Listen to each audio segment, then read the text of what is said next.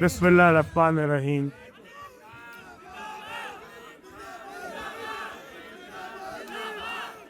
तशरीफ़ रखें।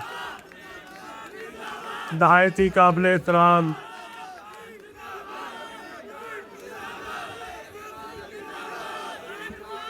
मेरे भाइयों, मेरी बहनों, मेरे बच्चों, अस्सलाम वालेकुम। मैं दिल की गहराइयों से अपने मसीही बहन भाइयों को जो आज यहाँ पे मौजूद हैं, दिल की गहराइयों से उनको क्रिसमस की भी और न्यू ईयर की भी मुबारकबाद देता हूँ और दुआ करता हूँ कि आपके लिए, आपके घर वालों के लिए, आपकी फैमिलीज़ के लिए ये क्रिसमस, ये नया साल खुशियों के साथ आए। आपकी फैमिलीज़ के लिए हम दुआ गो हैं। अल्लाह ताला आपको और आपके बच्चों को खैरियत से रखे, आप लोगों की सेहत में, आप लोगों की इज़्ज़त में, आपकी जान के अल्लाह ताला हिफाजत करे और आपको बहुत सारी खुशियाँ दे। जब पाकिस्तान बनाया गया था तो पाकिस्तान को बनाते हुए हमारे कायद मोहम्मद अली जिन्ना साहब ने ये फ़ैसला किया था कि ये पाकिस्तान जो है ये सिर्फ़ मुसलमानों का नहीं है, और इसीलिए हमारे परचम में उन्होंने सफ़ेद रंग का इजाफ़ा किया था। ये सिर्फ़ सब्ज़ रंग का परचम नहीं है, ये सब्ज़ और सफ़ेद रंग का परचम है, और ये हमारे जितने भी अक़लियती हैं ये उन सब की तर्जुमानी करता। हमारे लिए जितने मुसलमान बहन भाई काबिल एहतराम हैं, उतने ही हमारे जितनी भी अक़लियतें पाकिस्तान में रहती हैं उतनी ही काबिल एहतराम है।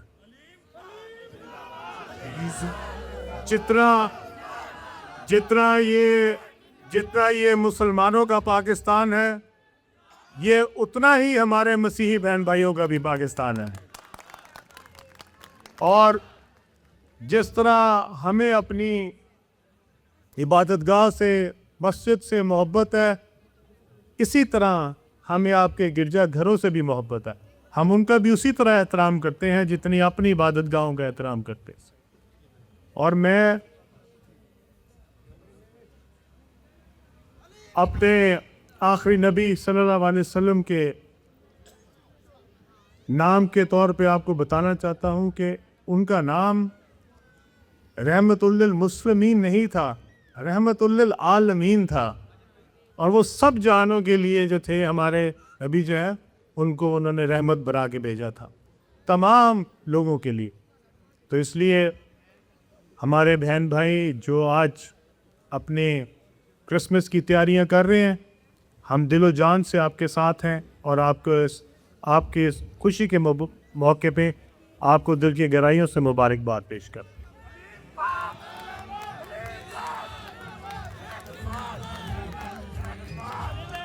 मैं इससे पहले कि अपने एक बहुत बड़ा इशू है हमारा, पाकिस्तान इस्तेहकाम पाकिस्तान पार्टी ने जो अपना मंशूर दिया है, उसमें हमने कहा है कि पाकिस्तान में नए सूबे बनने चाहिए। और ये क्यों कहा है? ये इसलिए कहा है कि हमारे कई सूबों में जो एरिया है वो बहुत दूर दूर तक है। अगर आप पंजाब से ही शुरू कर लें, यहाँ से जब आप राजनपुर का सफ़र देखते हैं, डेरा गाजी खान का सफ़र देखते हैं, बावल नगर बावलपुर का सफ़र देखते हैं, कई कई घंटों की मुसाफत के बाद लोग लाहौर पहुँचते हैं। और जिनके बुनियादी मसाइल हैं, उन्होंने या चीफ सेक्रेटरी को मिलना है, आईजी से मिलना है, सेक्रेटेरिएट जाना है, पंजाब सेक्रेटेरिएट जाना है, और उनके तमाम मसाइल के लिए फिर उन्होंने, अगर उनको कोई कोर्ट है तो वो हाई कोर्ट पहुंचते हैं, लाहौर में हाई कोर्ट में पहुंचते हैं, और इन सारों के अंदर उनको बेशुमार मुश्किलात का सामना करना पड़ता है। और मुझे आज तक समझ नहीं आई कि किसी को क्या एतराज़ है कि अगर लोगों को बुनियादी मसाइल के हल के लिए अगर ज़्यादा सूबे बन जाएं तो इसमें एतराज़ वाली कौन सी बात है।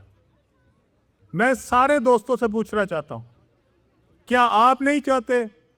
अब आप ज़रा बलूचिस्तान का एरिया देखें, 1100 किलोमीटर दूर से लोग चल के तो कोयटा पहुंचते हैं, 1100 किलोमीटर।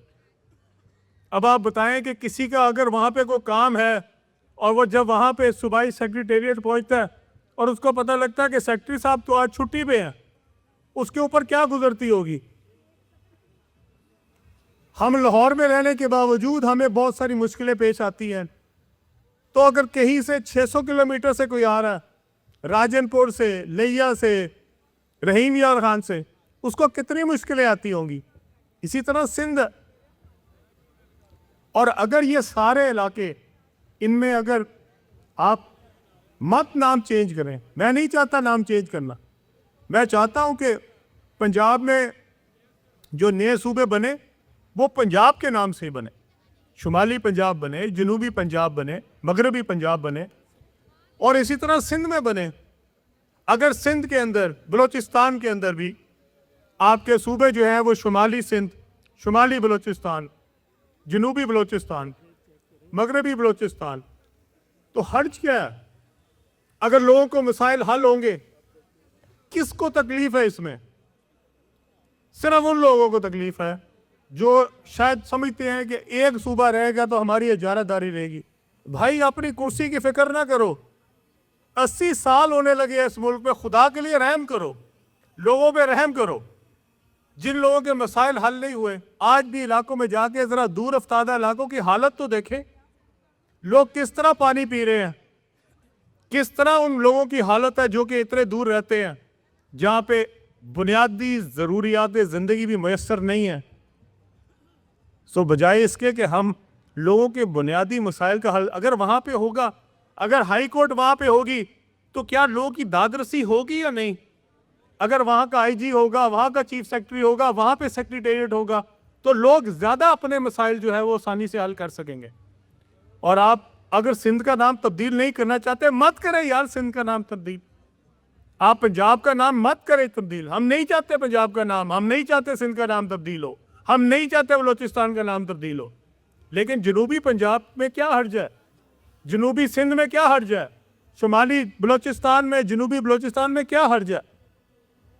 तो इसलिए मैं चाहता हूँ कि इंतज़ामी अमूर को बेहतर करने के लिए नए सूबे बनाए जाएं, ताकि लोगों के मसाइल का हल उनके करीब मुमकिन हो, आसानी से जाके हल कर सकें।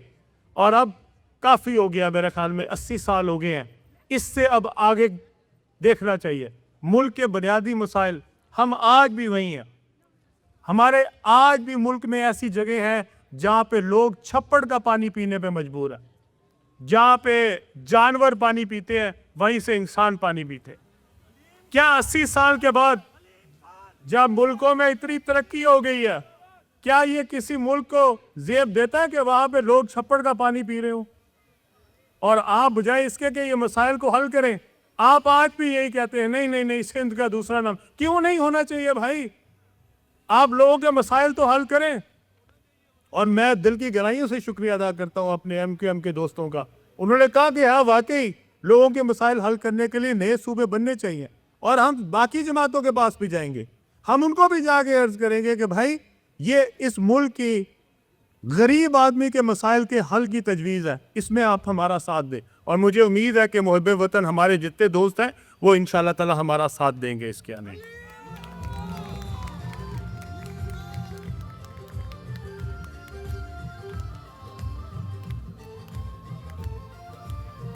आज मैं अपने जो पाक फ़ौज है उसका जिक्र भी करना चाहता हूँ। हमारे लिए आपको याद होगा आज से कुछ महीने पहले जब हमारा दुश्मन भारत जो है उसने पाकिस्तान की तरफ मैली निगाह डालते हुए यहाँ पे हमला किया। लाहौर शहर में भी उसने ड्रोन जो है वो लाहौर शहर में आए। इसी तरह मुख्तलिफ शहरों में पाकिस्तान के उसने अपने ड्रोन्स जो है उनके ज़रिए अटैक किया। हमारे यहाँ पे कीमती जानें उनका नुकसान हुआ। इसके जवाब में जो रिस्पांस दिया गया, जो जवाब दिया गया पाक फ़ौज की तरफ से, पाक फ़ज़ाइया की तरफ से, पाकिस्तान बहरिया की तरफ से, वो आज दौरे हाजिर में इस जवाब को कभी किसी दुनिया में किसी और मुल्क ने नहीं दिया। आप सब के लिए ये मैं आप लोगों को बताना चाहता हूँ, आप सब लोग बाखबर हैं, लेकिन आज तक ये नहीं हुआ कि किसी मुल्क ने दूसरे मुल्क पे हमला किया हो और उस मुल्क के जो हमला करने वाला है उस मुल्क के 7 जहाज गिर जाएं और दूसरे मुल्क का एक जहाज भी ना गिरे। ये पहली दफा हुआ है, आज तक कभी नहीं हुआ।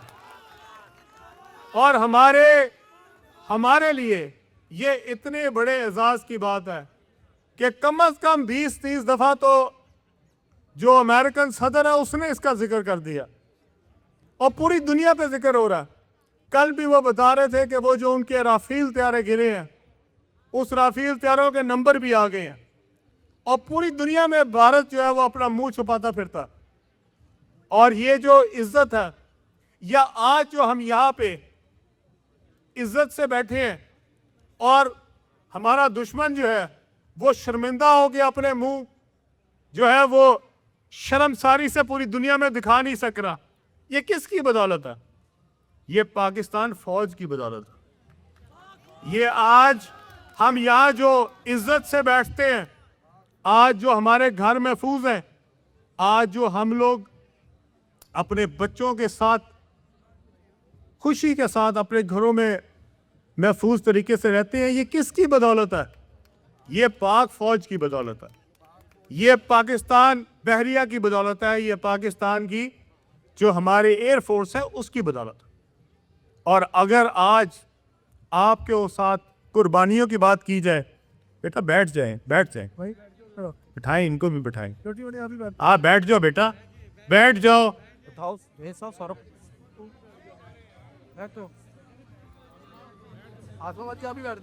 अगर आपने कुर्बानियाँ देखनी है तो मैं आप सबके सामने कहना चाहता हूँ, कुर्बानी देखनी है उस माँ की देखें जिसने अपना लख्ते जिगर इस कौम के लिए कुर्बान कर दिया।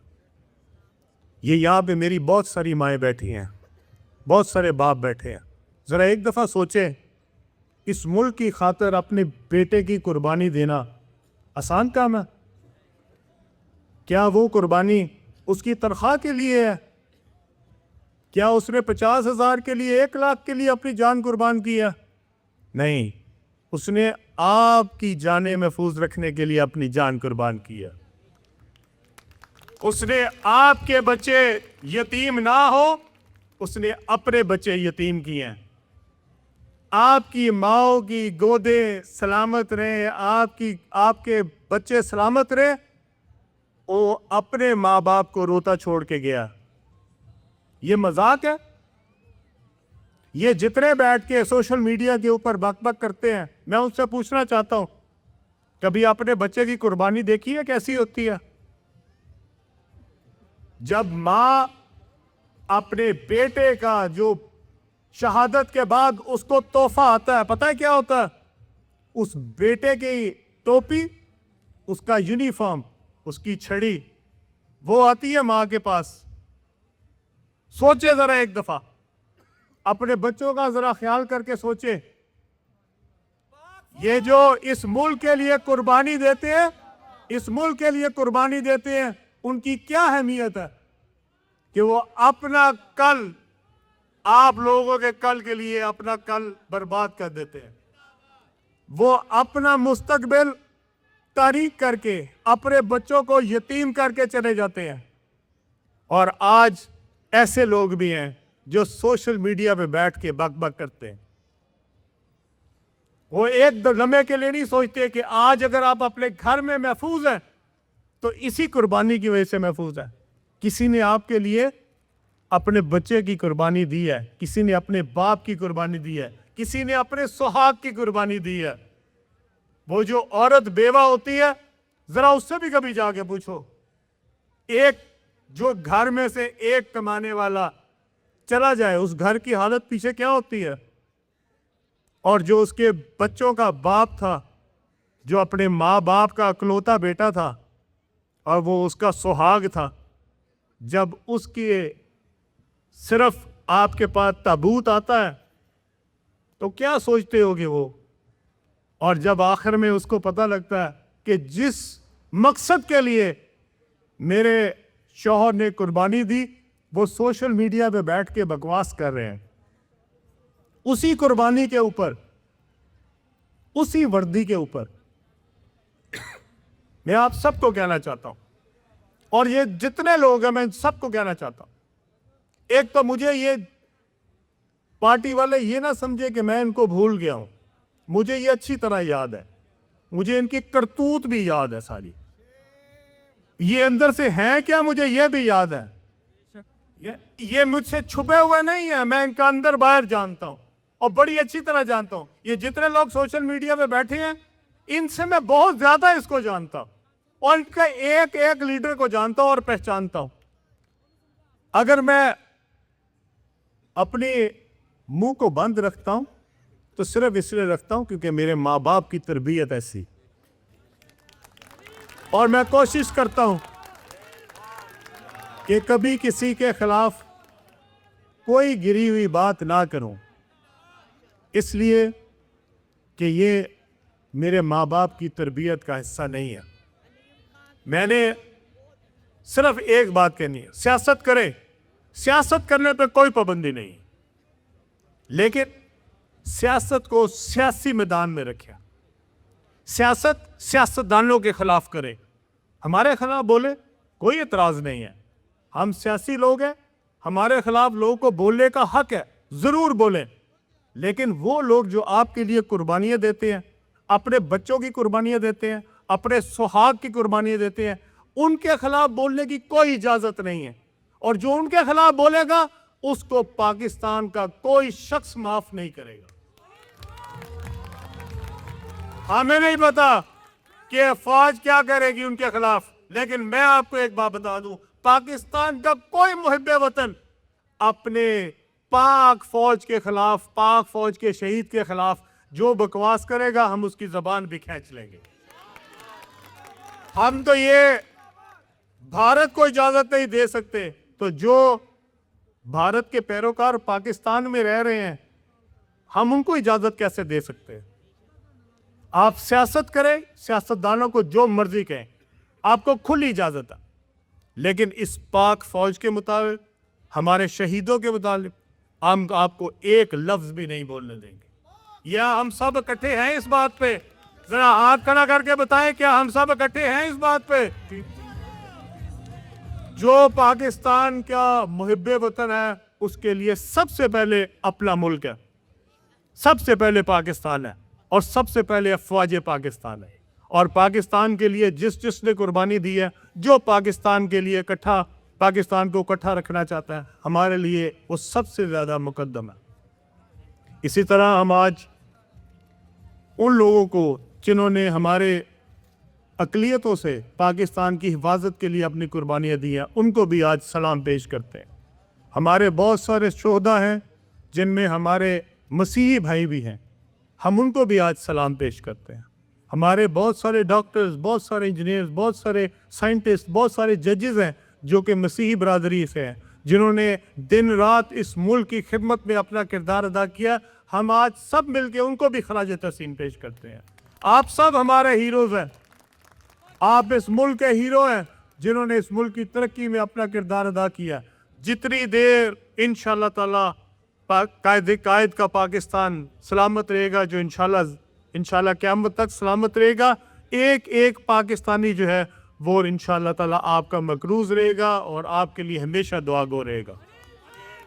आखिर में मैं वो तमाम दोस्त जो बड़े अरसे से मेरे साथ हैं, पिछले 22-23 सालों से मेरे साथ हैं, आज भी मुझे नज़र आ रही हैं, ख़ास तौर पे मेरी बहनें जो आज बहुत बड़ी तादाद में यहाँ आई हैं, मैं दिल की गहराइयों से आपका शुक्रिया अदा करना चाहता हूँ। आप लोगों ने हमेशा अपने इस भाई का साथ दिया है, आप हमेशा मेरे साथ दिन रात आपने मेहनत की है। हमारी कई बहनें ऐसी हैं जो पिछले जब मैंने 2002 में सियासत शुरू की थी तब से मेरे साथ हैं और आज भी मेरे साथ हैं। और हमारे कई भाई यहाँ पे बैठे हैं जो दिन की गहराइयों से जिनका मैं शुक्रिया अदा करना चाहता हूँ। बहुत अरसा हो गया, वो भाई हमेशा मेरे साथ चलते हैं। आज शादरे के बहुत सारे दोस्त यहाँ पे आए हैं, मैं दिल की गहराइयों से शादरे के अवाम का भी शुक्रिया अदा करता हूँ। जो हमारे गणेशाऊ के दोस्त यहाँ पे आए हैं उनका भी मैं दिल की गहराइयों से शुक्रिया अदा करता हूँ। आज हमारे मसीह बहन भाई जो मुख्तलिफ इलाकों के लाहौर से तशरीफ़ लाए हैं, आपका भी शुक्रिया अदा करता हूँ। आज यहाँ पे हमारे जो लीडर्स जो यहाँ पे मौजूद है स्टेज पे, मियाँ खालिद साहब, हमारे शुएब सिद्दीकी साहब, राना नज़ीर साहब, जितने दोस्त शमशान बुखारी साहब और जितने दोस्त हमारे यहाँ पे मुख्तलिफ इलाकों से तशरीफ़ लाए हैं, मेरी बहनें तशरीफ़ लाई हैं, मैं आप सबका दिल की गहराइयों से शुक्रिया अदा करना चाहता हूँ। आखिर में एक नारा जो मैं आपके साथ मिलकर लगाना चाहता हूँ, अफवाज पाकिस्तान, अफवाज पाकिस्तान, पाकिस्तान, पाकिस्तान। बहुत बहुत शुक्रिया।